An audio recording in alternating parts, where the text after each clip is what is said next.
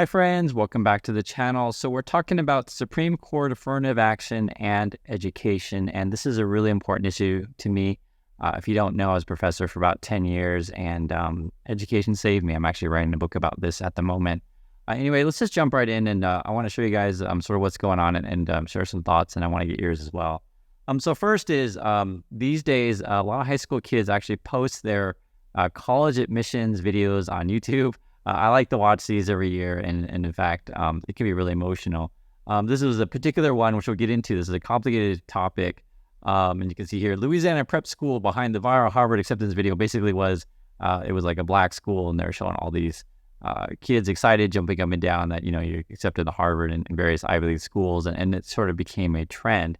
These videos ended up being scams, which is a whole other issue, but I'll get into it in a second, but I want to address this because it's important. When you're talking about college admissions, right, it can be life-changing. There's no other way to say it. So basically what it is you can see the headlines here. Supreme Court strikes down affirmative action in college admissions. This is regarding Harvard and UNC. The basic gist of it is actually people that look like me sued places like Harvard and University of North Carolina. Basically saying, you can't use race in your admissions practices, because essentially, if you remove race, this is how it is. Asian Americans will benefit. They will not be discriminated against. Now, who will lose though will be Latino and Black students, because, pretty frank, their test scores and their grades aren't as good as other groups. I'm just stating facts. Now, it doesn't necessarily mean that they can't go to college. It doesn't mean that they can't learn these kind of things. This is a very contentious issue, and sort of why I wanted to show, like, in our society, so I should do this video. We want Black students to be able to get accepted to college. It's like, things of goes viral, things of Hollywood, etc. Like you want these kind of stories, but can it happen in a just way? Is sort of the question that I pose to you, and I want it to happen in a just way.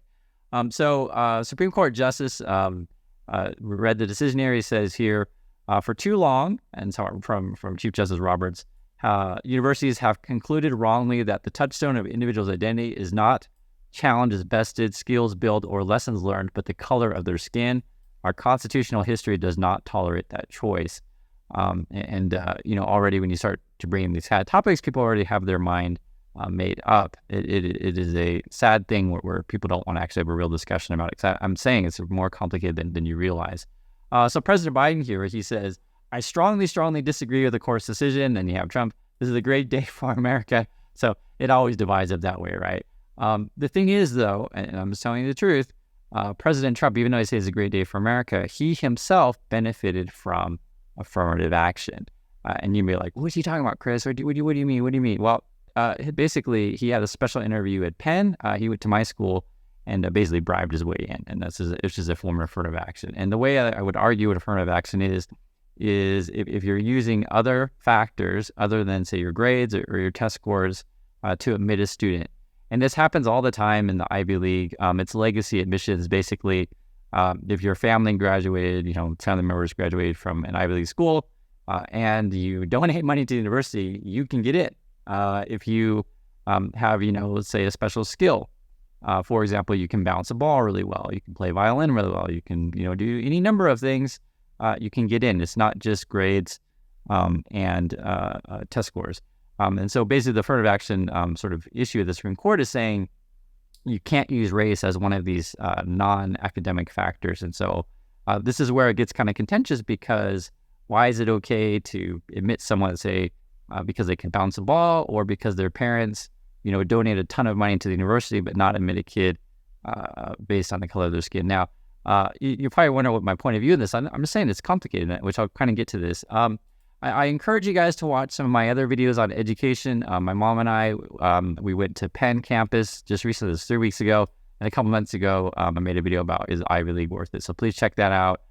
One of these sort of, what's the right word to say, big myths that people that think is that it's only for rich kids. It's simply not true. And I went to Brown and I went to Penn, and I can just tell you right now, I'm looking it up right now.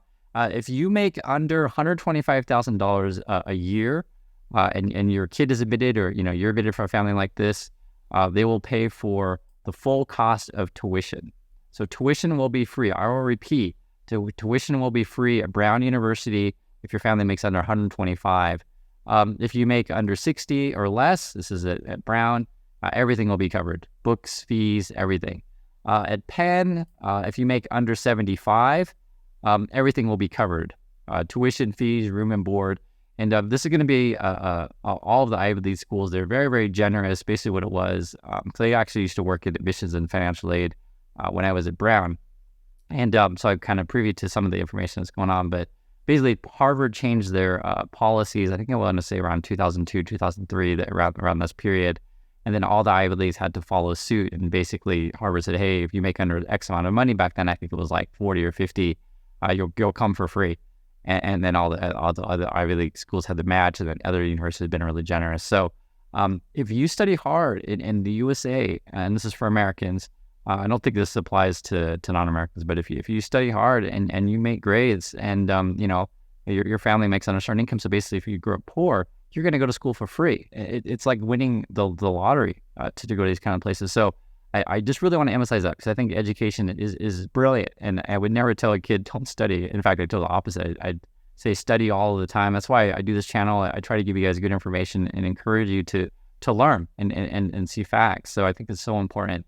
Now, going back to the affirmative action case, so again, the Supreme Court basically said you can't use race in admissions affirmative action. Now, the students and the group suing both Harvard and UNC, one of the leaders person, name was Blom, so it's the Students for Fair Admission. So they were saying, and this is how it's quoted here, Roberts cited data from the group, so this is the Chief Justice Roberts was using data from this group, wrote that a well-qualified Black applicants were 4 times as likely to admitted to Harvard than similarly qualified Asian Americans. So basically, you take 2 kids, they got the same scores or whatever.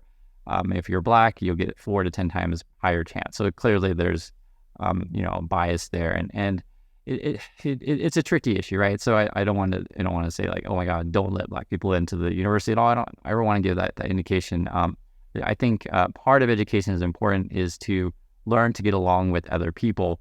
But this is always a tricky issue because, like, how do you determine, who is qualified and who deserves? And also, to think of it this way, is a university a charity? And I mean that in a sincere thing. So, for example, let's say if you admit a kid from, we'll use the word, North Dakota, for example, and that's the only kid that's ever been admitted to an Ivy League school from, that city in North Dakota.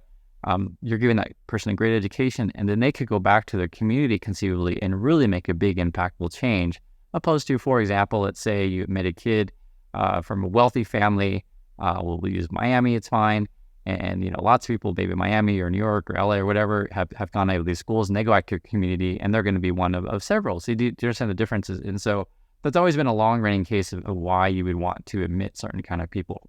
Now, this issue is complicated. That's why I said before, because just basing something on the color of one's skin does not necessarily mean that someone is rich or poor.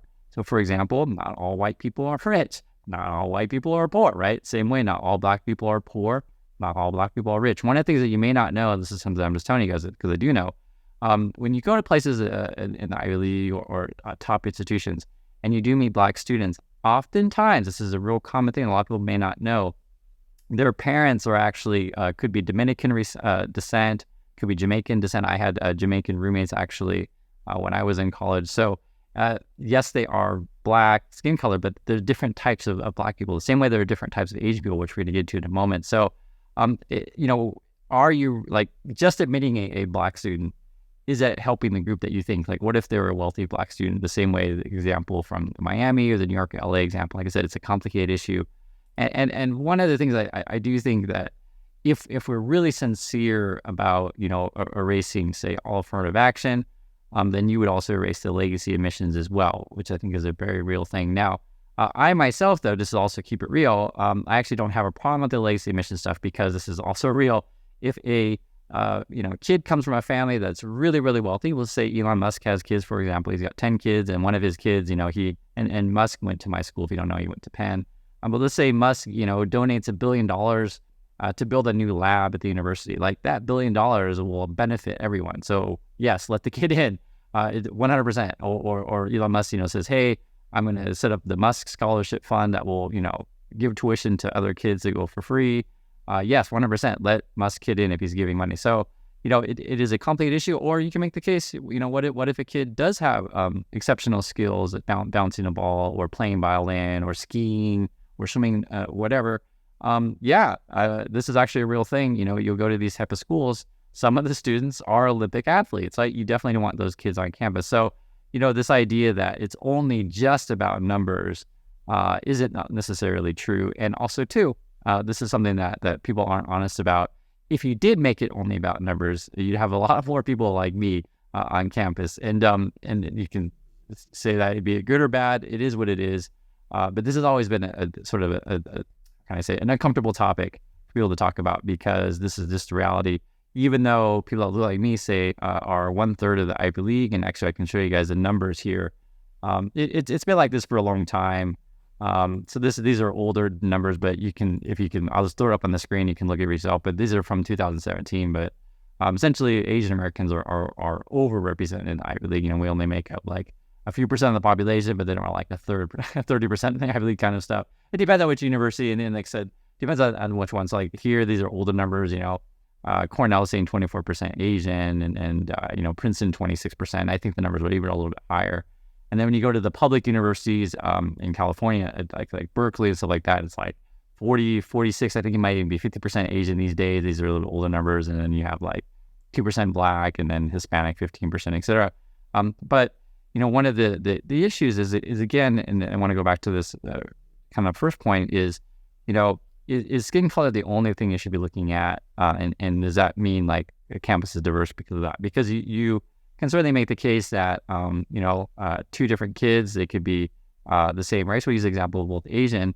One could be wealthy from New York, and one could be poor from, say, Minnesota. And I'm going to give you an example of this. So some people say, oh, Chris, all Asians are so smart, and every Asian's really, really smart. And that's why Asians are going to do, really well at university. And I want to show this to you, because this is something that people don't have real discussions about, sadly, is you may not know this, but Southeast Asians are facing real poverty issues in the USA. So these are poverty rates among Southeast Asian Americans. So Hmong are actually struggling the most. 27% of them are in poverty. Cambodians, 18% are in poverty.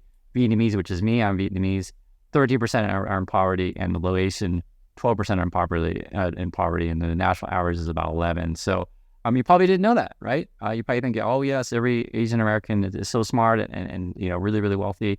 It's simply not true. As Southeast Asians do a lot of things that really struggle. Like, I'll give you a simple example here. I'm sure you guys know this, but you just, think about it. It never becomes national news, or it's not a politically important issue. But, Vietnamese own a lot of the nail salons, and they work in nail salons, right? So there may be a Vietnamese owner, and they hire lots of other Vietnamese. But this isn't like, a high-paid job, right? This isn't like a high... the highly sought after kind of thing where you're going to have riches. And in fact, I'm just telling you, people in my family, because I just met my family about 3 weeks ago now, work in nail salons, and I actually visited one. One of the things that I want to emphasize to people in my family, to the younger generation, is that you can go to college. Now, I'm not saying there's anything wrong with working in a nail salon. I'm not saying anything wrong with a hard day's work, but I hope that we can agree you want your kids to have a better life than you. I just think that's real. And so, this is sort of why I'm always like get frustrated when we talk about these kind of issues, because I'm trying to explain to you guys like the issue is way more complicated than people realize. And diversity can mean any number of things, right? Not every Asian is rich, not every Asian is smart, not every Asian is poor, not every Asian is dumb. Same way, not every Latino is smart, not every Latino is dumb, etc. Like, and the sad thing about it is that in the USA or several places or wherever you want to go, people tend to isolate themselves and not necessarily have exposure to different types of groups. You guys may not know this. I served in the Navy. I had Black roommates in the Navy. I had Black roommates in college, and I had Black roommates when I lived in New York City. So I've seen it all. I've been everywhere, and just showing you guys numbers and statistics. One thing too is some people might say, if you admit, Latino or Black people to brown, I'm using brown as an example because I found the numbers. They can't hack it, they're not good enough, etc. It's simply not true. I was looking at this. This is graduation rates. they're pretty much the same as any other group, right? You can see right there. So when these students do, make it to these top universities, they do fine. They graduate just like everyone else. Sadly, though, and this is also part of, why I brought up that first issue, is we're using college admissions to sort of cover up inequities, and this is a real thing. So there was a scammy high school that was called TM Laundry, and they were the ones posting that their students were getting accepted to Ivy League universities, and everyone's like, "Oh my God, what's your secret?" It turned out that it was a total scam. I think they were charging admission to parents, and then basically they were forging transcripts and stuff like that. And the whole thing was a shame all around. And I guess that the person was abusive. But this is part of our political landscape in USA, and the reason why like a Biden would come out and say, "Oh, I'm against this," or people are, et cetera, is because he's trying to appeal to Black voters and stuff like that. Like I said, it's a complicated issue, and then Trump will say, "Oh, I'm totally for it," but he's trying to appeal to his white voter. It's like, and it's a frustrating issue to talk about. Because the problem is, and this is just real. Like, you go to different high schools around the country. Some are better than others, and I can just tell you guys, I went to a horrible high school in Oregon. About 30% of the students dropped out. I'm a high school dropout. If you guys may not know that. I'm writing about this in my book. I'm just sharing a story with you, and it's just it's way more complicated. And so yes, I get it. We're talking about race and admissions today, and people are going to pick whatever political sides that they're going to pick on, be on. But I hope we can create a situation where you encourage kids, no matter what state they grow up in, no matter what city they grow up in, to you can go to university and you can better yourself. Now, it doesn't necessarily mean that you have to go to the top university in the land, but you do want an opportunity for that. And so for me, what's frustrating is, like, say for example, just use the example is the Asian American kids, because this is really who affects the most. And you feel like your scores are really good, but then another kid has the same scores but has 10 times more likely to get in than you, just because of the color of the skin. So I do have a problem with that. I think it is a problem, but I'm acknowledging that there are other types of affirmative action that I also have a problem with. And you got to figure out which fights you want to fight. And for me, I think the fight to fight would be to have equal opportunity at the high school, the elementary, and the middle school level to prepare students so that they can get good grades, so they can get good test scores, et cetera, and have that opportunity. So I really want to emphasize the last time, though, and again, I showed you numbers before, no matter where you come from in the USA, though, if you do study hard, you graduate at the top of your class, go to class every day, do your homework, do all these kind of things, you can go to school for free at many of these kind of places if you come from, a family that makes under those numbers that I'm showing you. So there is real opportunity in USA, and education, I'll never say anything bad about it.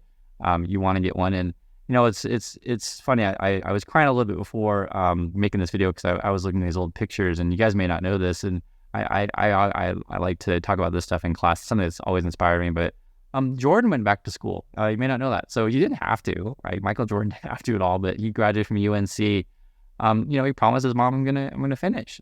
So UNC is one of the schools that was being sued, and I remember too. This was Jerry Stackhouse and Anton Jameson. These are older basketball players in the NBA, and I saw an interview with Anton. I never forget this one, but I remember the reporter asked him, "How do you feel?" And they said, "I want people to remember me more than just playing basketball," and I think that's fantastic. And I like this guy too, actually, Shaquille O'Neal, you may not know. So he actually has a doctorate degree, which is really funny. He just kept going to school. Like he really liked it. And I say funny because it's like you kind of get this, how can I say, education bug, and you just got that need to learn, right? And one of the things I really like about Shaquille, he actually talks about his dad was a Marine Corps drill instructor, and his dad like forced him to save money and not waste all, and essentially was smart. Shaquille is a smart guy. He did it, just blow all his money where a lot of people do, and he got himself educated. So, I think this stuff is so important, and I understand that people are going to be, emotional about this kind of issue of affirmative action, et cetera. But, if you study hard and you do what you need to be doing, things are going to work out for you, right? So, don't worry about too much about the Supreme Court is saying or doing. Just focus on doing the best that you can, because certain things you can't necessarily control, and all you can control is how hard you study and how hard you work. So Anyway, I'd love to appreciate your time and love to hear your thoughts on any one of these issues. And I'll catch you next video.